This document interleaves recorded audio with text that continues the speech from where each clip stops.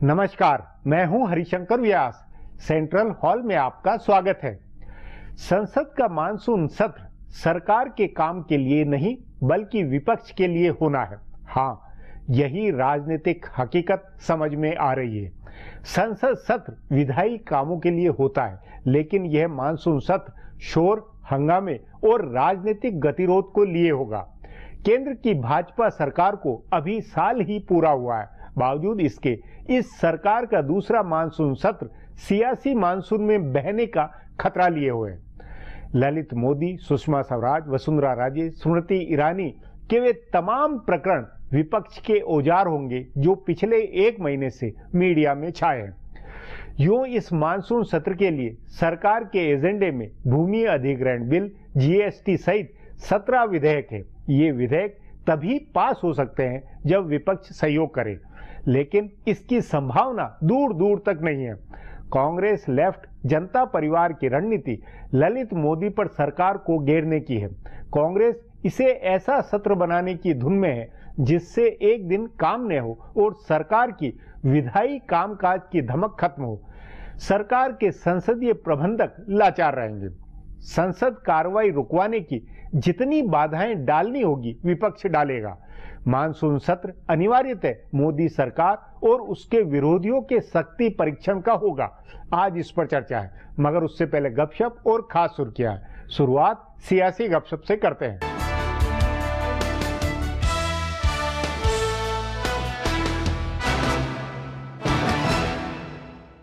भले प्रधानमंत्री नरेंद्र मोदी ने आज एनडीए के घटक दलों के साथ बैठक की हो या स्पीकर सुमित्रा महाजन और संसदीय कार्य मंत्री वेंकैया नायडू की सर्वदलीय बैठक में संसद का मानसून सत्र चलाने के लिए अच्छी बातें हुई हों, लेकिन हकीकत है कि भाजपा ने मानसून सत्र कुर्बान करने की तैयारी कर ली है। रविवार को भाजपा अध्यक्ष अमित शाह की अध्यक्षता में हुई बैठक में पार्टी ने अपने सारे आरोपी नेताओं का बचाव करने का फैसला किया। पार्टी ने तय किया कि ललित मोदी व्यापम या फर्जी डिग्री जैसे आरोपों में विपक्ष के दबाव में किसी मंत्री या मुख्यमंत्री का इस्तीफा नहीं होगा। भाजपा आक्रामक तरीके से अपने मंत्रियों और मुख्यमंत्रियों का बचाव करेगी। साथ ही कांग्रेस के नेताओं पर लगे आरोपों को उठाकर कांग्रेस को बैकफुट पर लाने की कोशिश करेगी। गोवा में कांग्रेस की पिछली सरकार के 2 मंत्रियों पर अमेरिकी कंपनी को ठेका देने के लिए रिश्वत लेने का मामला सामने आया है। रिश्वत देने वाली अमेरिकी कंपनी के ऊपर तो कार्रवाई भी हो गई है। गोवा के पूर्व मुख्यमंत्री मनोहर पर्रिकर और मुख्यमंत्री लक्ष्मीकांत पार्सेकर ने इस मामले की सीबीआई जांच की मांग की है।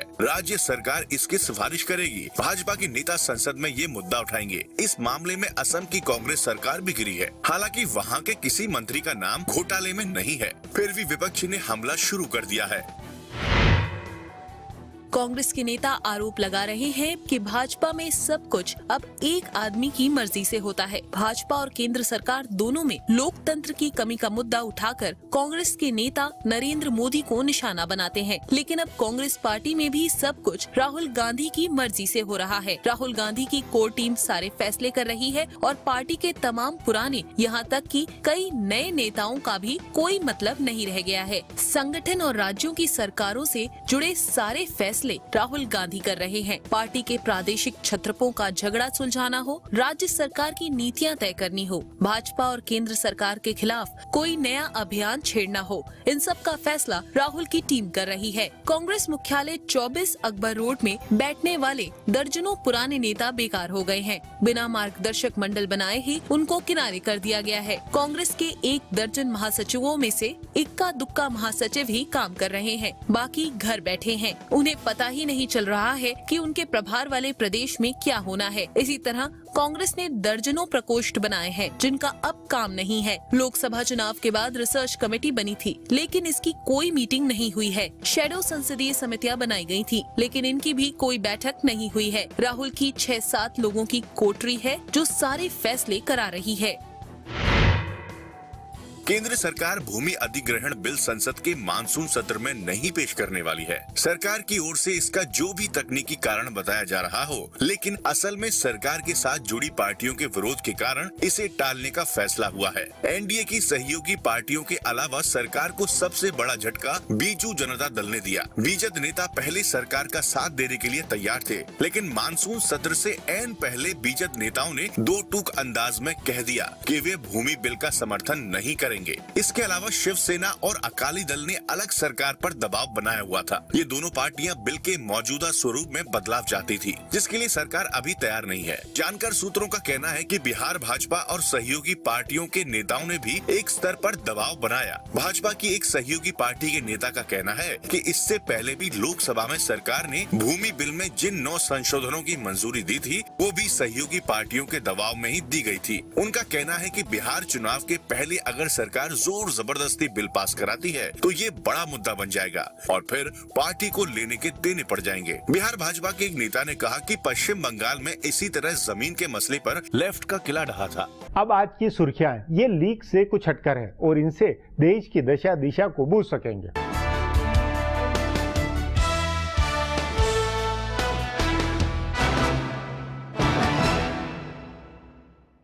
केंद्र सरकार संसद के मॉनसून सत्र में हर मसले पर चर्चा के लिए तैयार है, लेकिन वह विपक्ष की चेतावनी के आगे नहीं झुकेगी। संसद सत्र शुरू होने से एक दिन पहले आज प्रधानमंत्री मोदी ने सभी पार्टियों के नेताओं से मुलाकात की। संसदीय कार्य मंत्री वेंकैया नायडू की ओर से बुलाई गई सर्वदलीय बैठक में उन्होंने कहा कि सरकार हर मसले पर चर्चा के लिए तैयार है। उन्होंने विपक्ष से सहयोग की अपील की और कहा कि विपक्ष संसद के इस सत्र को उपयोगी बनाने में मदद करे। बैठक में सभी पार्टियों ने एक स्वर में प्रधानमंत्री से कहा कि भारत के भगोड़े ललित मोदी को मदद करने के मामले की जाँच कराई जाए। गौरतलब है कि सुषमा स्वराज और वसुंधरा राजे ने कथित तौर पर ललित मोदी की मदद की है। साझा विपक्ष ने भाजपा के मंत्रियों, मुख्यमंत्री और राज्यों के मंत्रियों के ऊपर लगे आरोपों की जांच कराए जाने की मांग की। बैठक के दौरान संसदीय कार्य मंत्री वेंकैया नायडू ने कांग्रेस की इस चेतावनी को खारिज कर दिया कि अगर मंत्रियों के इस्तीफे नहीं हुए तो वह संसद नहीं चलने देगी। प्रधानमंत्री ने विपक्षी पार्टियों से भूमि बिल पर आगे बढ़ने का आग्रह भी किया। प्रधानमंत्री नरेंद्र मोदी ने भले संसद चलाने में विपक्ष से सहयोगी की अपील की है, लेकिन विपक्ष का इरादा पहले दिन से हंगामा करने की है। कांग्रेस पार्टी ने दो टूक अंदाज में फिर से दोहराया है कि अगर सरकार ललित मोदी को मदद करने वाली केंद्रीय मंत्री सुषमा स्वराज और राजस्थान की मुख्यमंत्री वसुंधरा राजे और व्यापम घोटाले के कारण निशाने पर आए मध्य प्रदेश के मुख्यमंत्री शिवराज सिंह चौहान का इस्तीफा नहीं कराती है तो वह संसद नहीं चलने देगी। कांग्रेस कथित फर्जी डिग्री के मामले में मानव संसाधन मंत्री स्मृति ईरानी के इस्तीफे की भी मांग कर रही है। राज्यसभा में कांग्रेस के नेता गुलाम नबी आजाद ने कहा कि अगर सरकार को सत्र सुचारू रूप से चलाना है तो वह मंत्रियों का इस्तीफा कराए। कांग्रेस के अलावा जनता दल यू ने भी कहा है कि वह संसद का मॉनसून सत्र में व्यापम घोटाले और ललित मोदी मामले को उठाएगी। मध्य प्रदेश के बहुचर्चित व्यापम घोटाले की जांच सीबीआई के संभाल लेने के बाद भी एसटीएफ और एसआईटी इसकी जांच करती रहेगी। सीबीआई के अनुरोध पर सुप्रीम कोर्ट ने यह फैसला दिया है। सीबीआई ने सुप्रीम कोर्ट से कहा था कि एसटीएफ जिन मामले की जांच कर रही है, अगर उनमें 23 जुलाई तक आरोप पत्र दायर नहीं हुए तो 245 आरोपी जमानत पर छूट जाएंगे। इसलिए सुप्रीम कोर्ट ने अपने अंतरिम आदेश में एसटीएफ को 24 जुलाई तक व्यापम घोटाले से जुड़े मामलों की जाँच करने का आदेश दिया। सुप्रीम कोर्ट में याचिका देने वाले कांग्रेस महासचिव दिग्विजय सिंह और 3 व्हिसल ब्लोअर्स ने इसका विरोध किया था, लेकिन अदालत ने उनके विरोध को दरकिनार कर दिया।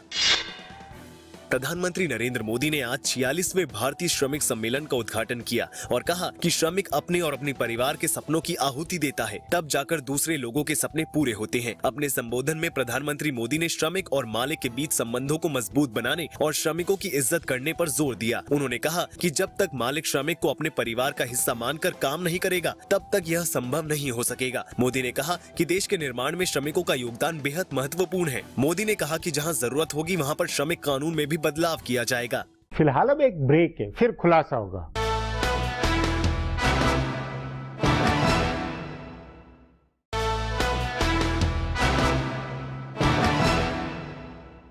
मनमोहन सिंह की सरकार जब थी तब भाजपा ने भी लगातार सत्र नहीं चलने दिया था, पर वह स्थिति मनमोहन सरकार के दूसरे कार्यकाल में बनी थी।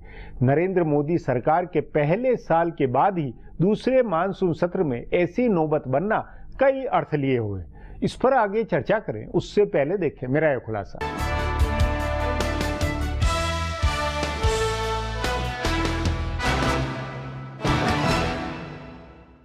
संसद का मॉनसून सत्र सरकार और विपक्ष के बीच शक्ति परीक्षण वाला सत्र साबित होगा। वैसे तो कांग्रेस ने बजट सत्र के दूसरे हिस्से में राहुल गांधी की छुट्टी से लौटने के बाद कई मसलों पर संसद में खूब हंगामा किया, फिर भी सरकार कुछ विधायी कामकाज कराने में सफल रही थी। लेकिन इस बार ऐसा नहीं लग रहा है। इस बार सरकार कोई भी विधायी कामकाज करा पाएगी, इसमें संदेह है। वैसे जानकारों का मानना है कि सरकार वस्तु व सेवा कर यानी जीएसटी बिल पास करा सकती है। यह बिल कांग्रेस कांग्रेस का बनाया हुआ है। हालांकि वह इसमें कुछ बदलाव चाहती है, लेकिन कई राज्यों के प्रादेशिक छत्रप इसे पास कराने में सरकार की मदद कर रहे हैं। सामाजिक पार्टी के साथ साथ भाजपा की धुर विरोधी बनी जदयू ने भी इस बिल का समर्थन करने का फैसला किया है। इसलिए हो सकता है कि जीएसटी बिल पास हो जाए, लेकिन उसके अलावा कोई बड़ा विधायी काम सरकार नहीं करा पाएगी। असल में सरकार ने भी आक्रामक रुख पर अड़े रहने का ऐलान कर दिया है। सरकार और भाजपा दोनों में सोच है कि विपक्ष के दबाव में किसी मंत्री या मुख्यमंत्री का इस्तीफा लेने से गलत संदेश जाएगा और उसके बाद विपक्ष की हिम्मत और बढ़ेगी। संसद सत्र से पहले पार्टी अध्यक्ष अमित शाह ने वरिष्ठ मंत्रियों और मुश्किल में घिरे 2 मुख्यमंत्रियों से मुलाकात करके अपनी रणनीति को अंतिम रूप दिया। भाजपा सैद्धांतिक रूप से इस लाइन पर कायम है कि उसके किसी मंत्री, मुख्यमंत्री या राज्य सरकार के मंत्री के खिलाफ किसी संवैधानिक संस्था ने कोई टिप्पणी नहीं की है या कोई फैसला उनके खिलाफ नहीं आया है, इसलिए मीडिया की खबरों और विपक्ष के हंगामे की वजह से उनको नहीं हटाया जा सकता है। दूसरी ओर कांग्रेस को मनमोहन सिंह की सरकार के समय का बदला लेना है। उस समय संचार, कोयला जैसे मामलों पर भाजपा ने संसद नहीं चलने दी थी। लगातार संसद के 2 सत्र ठप रहे थे और तब मनमोहन सिंह को ए राजा को हटाना पड़ा था, जिसके बाद वे जेल गए थे। इसका बदला लेने के लिए कांग्रेस ने कमर कसी है। मध्य प्रदेश के बहुचर्चित व्यापम घोटाले की सीबीआई जांच शुरू होने के नाम पर वह शिवराज सिंह चौहान के इस्तीफे की मांग करेगी, तो आर्थिक मामलों में फरार चल रहे ललित मोदी की मदद करने के नाम पर सुषमा स्वराज और वसुंधरा राजे के इस्तीफे का मुद्दा उठाएंगे। विधायी मामलों में कांग्रेस के पास भूमि अधिग्रहण बिल का मुद्दा है, जिसे उठाएगी, लेकिन इस पर सहमति नहीं बनने से सरकार खुद ही इस बिल को नहीं पेश करने वाली है। संसद का यह सत्र दोनों पार्टियों के संसदीय प्रबंधन की परीक्षा वाला भी है। कई मसलों पर विपक्ष की एकता बनने से पहले ही टूट गई है। लालू प्रसाद और मुलायम सिंह जैसे नेता सुषमा स्वराज व स्मृति ईरानी का बचाव कर रहे हैं, तो दूसरी ओर लगभग सभी विरोधी पार्टियां जीएसटी बिल का समर्थन कर रही हैं। कांग्रेस को इन पार्टियों को अपने एजेंडे पर गोलबंद करना होगा, जो आसान नहीं दिख रहा है। सरकार को पता है कि भूमि बिल पर उसके कई सहयोगी भी खिलाफ हैं, इसलिए वह बिल को टालकर सदन के भीतर एकता बनाने की कोशिश कर रही है।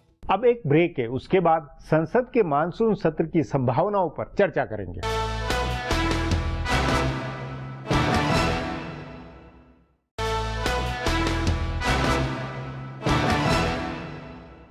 संसद के मानसून सत्र से मालूम होगा कि प्रधानमंत्री नरेंद्र मोदी संसदीय गतिरोध की स्थिति के बीच कैसा राजनीतिक प्रबंधन करते हैं।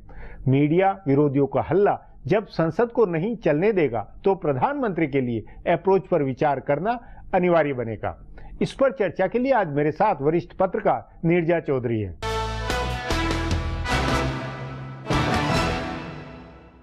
नीरजा जी, मोदी सरकार के दूसरे मानसून सत्र में ही जो हालात नजर आ रहे हैं, वो उन हालातों पर आप क्या कहेंगी? देखिए, आज के संदर्भ में मुझे नहीं लगता मानसून सेशन चलेगा, क्योंकि कांग्रेस के हाथ ऐसा मुद्दा आ गया है कि उसको छोड़ने वाले नहीं आसानी से। हाँ, ये अलग चीज है कि कुछ दिनों में उनके नेताओं के खिलाफ ललित गेट में कुछ निकल आए, बहुत ही भारी चीज, आरोप, तो ठंडे पड़ जाए, डिफ्यूज हो जाए मामला, वो अलग चीज है। लेकिन आज के संदर्भ में वो कहते हैं कि अगर मान लीजिए, वो लोग सवाल करते हैं जब उनसे बात करो कि अगर बीजेपी आज हमारी स्थिति में होती तो बीजेपी क्या ये नहीं करती? बिल्कुल करती। पहले भी उन्होंने किया, कोई मुद्दा हाथ से जाने नहीं दिया, पूरे सेशन। उस नाते मानसून सत्र इस बार सरकार के लिए नहीं हो रहा, कांग्रेस के लिए, विपक्ष के लिए हो रहा है। बिल्कुल ऐसा लग रहा है कि इस विपक्ष ही के लिए सरकार करवा रही है मानसून सत्र है। बिल्कुल होने देगा, नहीं होने देगा, लेकिन रीजनल पार्टीज अभी क्वाइट है। हाँ, तो वही एक सबसे बड़ा पेच ये कि कांग्रेस ने तो एक स्टैंड लिया हुआ, या लेफ्ट ने भी लिया हुआ देखा जाए, लेकिन बाकी पार्टी अगर सहमत नहीं हो और बाकी पार्टियां अगर इनके साथ जाए तो क्या होगा फिर उसमें? देखिए, अगर बाकी पार्टियां इनके साथ गई तो वो थोड़ा अलग थलग हो जाएंगे। हाँ। लेकिन बाकी पार्टियों के लिए बस सुषमा स्वराज के मुद्दे पे मुलायम सिंह यादव नहीं बोले, ममता बनर्जी नहीं बोली, वो ठीक है। मुझे नहीं लगता जितने मेन लॉज हैं, जीएसटी जो है, जीएसटी है, भूमि अधिग्रहण बिल है, 17 बिल है पूरे कुल मिला के। हालांकि अरुण जेटली ने कहा था हम ज्वाइंट सेशन बुला सकते हैं लैंड बिल पे, पर वो भी बड़ा मुश्किल होगा क्योंकि रिजेक्शन चाहिए एक नहीं। लेकिन आपके अनुसार कांग्रेस के संसदीय प्रबंध, भले कोई भी हो, वो कांग्रेस को मैनेज करने की या कांग्रेस को करने की कोशिश नहीं करेंगे। भाई देखिए, क्रिकेट की राजनीति में दोनों तरफ थे, दोनों तरफ के पक्ष मिले जुले हैं, तो ललित मोदी के खिलाफ तो एक वहां होते हुए कि ललित मोदी के नाम पर ये सत्र क्यों जाया होने दिया जाए। वो तो थियरी में आप सही कह रहे हैं। हाँ। क्योंकि ललित मोदी को कांग्रेस पार्टी में भी उतना डिवीजन है। मतलब भाई उधर राजीव शुक्ला ले लीजिए, ये ले लीजिए, सब मिलजुल के ये नहीं कहेंगे कि इसको काहे करेंगे। बिल्कुल, लेकिन ये तो पॉलिटिकल मुद्दा मतलब ये क्या कांग्रेस के अंदर व्यवस्था या सोनिया गांधी और राहुल गांधी, इसमें आपके अनुसार कांग्रेस की रणनीति कौन तय करेगा अंतिम तौर? आई थिंक राहुल गांधी बिल्कुल कर रहे हैं आज कांग्रेस की रणनीति, वही सब कुछ तय कर रहे हैं और लोग भी कर रहे हैं। उनको भी दिख रहा है कि ये मौका है और एक जैसे जान आ गई है कांग्रेस में। ये इस सब ने मरी हुई कांग्रेस में जान डाल रहे हैं कि और जगह भी वो उठ खड़ी हो रही है। अब उड़ीसा में बंद कर दिया जो सालों से नहीं हुआ था, उसका क्या असर होगा आगे की राजनीति में। तो कहीं ना कहीं कांग्रेस आसानी से नहीं इस मुद्दे को जाने देगी और उठाएगी बार बार इसको। उसमें फिर जनता परिवार के और ये क्या ग्रैंड अलायंस वाली कुछ भूमि कोऑर्डिनेशन होते हुए, फ्लोर कोऑर्डिनेशन होते हुए कुछ संभावना बनती है? बिल्कुल, मुझे लगता है ग्रैंड अलायंस, क्योंकि बिहार इलेक्शन में कांग्रेस के साथ जाने वाले हैं। जनता दल यू का रवैया तो बहुत ही क्लियर है। मतलब एकजुटता के साथ पूरा विपक्ष होकर कुछ प्रदर्शन हल्ला गुल्ला ये कर सकता है, कर सकते हैं। जयललिता क्या करेंगी, ममता क्या करेंगी, वो अलग चीज है। वो भी, उनकी भी इलेक्शंस हैं देखिए अगले साल। उनके लिए भी बहुत स्टेक्स बहुत हाई हैं। तो लेकिन आपके मुद्दा ये कि 4 महिला नेत्रियां, स्मृति ईरानी, वसुंधरा, सुषमा स्वराज, ये जो है इसके बाकी महिला विरोधी जो नेता ममता बनर्जी, जयललिता, ये उस नाते स्टैंड नहीं लेगी। नहीं, देखिए इनको महिला पॉलिटिशियंस का करके नहीं करना चाहिए। देखिए मुझे कोई पूछ रहा था, नहीं, मेरा मानना है कि स्मृति ईरानी का भी बहुत बड़ा मुद्दा कांग्रेस तो उठाएगी, क्योंकि अमेठी का बदला उनको वहां ज्यादा लेना है। पंकजा मुंडे का उठाएंगे, औरों का उठाएंगे, लेकिन महिला वो इनके ऊपर फोकस रहेगा या प्रधानमंत्री नरेंद्र मोदी पे सीधा? नहीं, कांग्रेस का फोकस प्रधानमंत्री के ऊपर रहेगा। बिल्कुल वार उधर रहेगा। उसमें सरकार की तरफ से क्या ये संभव लगता है कि प्रधानमंत्री बोले, संसद में सरकार जवाब दे, उस नाते सरकार के पास पहल करने के क्या क्या तरीके हो सकते हैं? देखिए, हो सकता है नरेंद्र मोदी अभी तक नहीं बोले और वेट कर रहे हैं कि संसद में बोले, जो कि एक प्रॉपर फोरम भी है और उसका इंतजार हो सकता है। हो सकता है रणनीति के तहत हो रहा है। इसमें विपक्ष कांग्रेस की तरफ से ठोस एक्शन के नाते क्या, मतलब अभी जो है ये कि इस्तीफे लो, इससे अलावा कुछ जांच वाच वाले इशू नहीं हो सकता? पता नहीं, मुझे लगता है जांच वाला इशू का टाइम निकल रहा है जी, कि अब तो इस्तीफे लेना बड़ा मुश्किल होगा। एक को लोगे तो दूसरा, फिर तीसरा, फिर चौथा, कितने लोगे? और इतने तो आपको याद है नरसिम्हा राव ने जब हवाला पे इस्तीफे लिए थे तो क्या हुआ था? एक के बाद एक, न तो बचे और उल्टे फंसते गए, पॉलिटिकल फायदा मिला था। तो बहुत मुश्किल हो जाएगी। और अब तो लगता है इन्होंने रणनीति तय ही कर ली है कि डिफेंस करना है, चाहे जितना भी डैमेज हो उसको, डैमेज को कंट्रोल करना है। पर नहीं, उसमें सरकार की तरफ से आक्रामकता या सरकार की तरफ से मैनेजमेंट किस तरह का संभव है, या बिल्कुल ही सरकार को आप लाचार मानेंगे? नहीं, ऐसा नहीं है। सरकार लाचार होगी, सरकार भी अपने पेश करेगी और मुझे लगता है वो कांग्रेस के लोगों को लपेटेगी किसी चीज में, जरूर वो चीजें सामने आएंगी। और ललित गेट के द्वारा भी हो सकता है वो हो, और चीजें हो तो हो, पर ताकि मतलब आपकी सरकार भी वैसी थी, हमारी सरकार भी वैसी है, तो आप क्यों बोल रहे हो? वो उस तरह की चीजें, उस तरह का प्रयास रहेगा। कांग्रेस आपके अनुसार ये संसद सत्र राहुल गांधी की लीडरशिप को स्थापित करने के नाते टर्निंग पॉइंट बन सकता है क्या, या नहीं? देखिए, वो देखने लायक होगा। अभी कहना कि वो टर्निंग पॉइंट बन जाएगा, लेकिन राहुल से लोग उत्साहित तो हैं कि पार्टी के अंदर लोग कह रहे हैं कि जो कह रहे हैं बहुत अच्छा लग रहा है, उत्साह आ गया है। जो लोग मतलब ये संसद सत्र जो है बिहार चुनाव और राहुल गांधी के खुद की अध्यक्षता जो आगे होने वाली है, उन दोनों के नाते बहुत वो निर्णायक बनेगा। ये तो इनके साथ क्या होता है, इनकी छवि कितनी बिगड़ती है, वो तो एक चीज है। पर राहुल गांधी की लीडरशिप और बिहार चुनाव के लिए क्या भूमिका बनाने के नाते दोनों निर्णायक होगा। जी नीरजा जी, बातचीत को यहीं समाप्त करेंगे। प्रोग्राम में आने के लिए बहुत बहुत धन्यवाद। हमारा प्रोग्राम अब यहीं खत्म होता है। आग्रह है कि प्रोग्राम पर अपनी राय hsvyas@nayaindia.com पर ईमेल करके बताएं या hsvyas@twitter पर जाहिर करें। अब कल फिर मिलेंगे इसी चैनल पर इसी समय।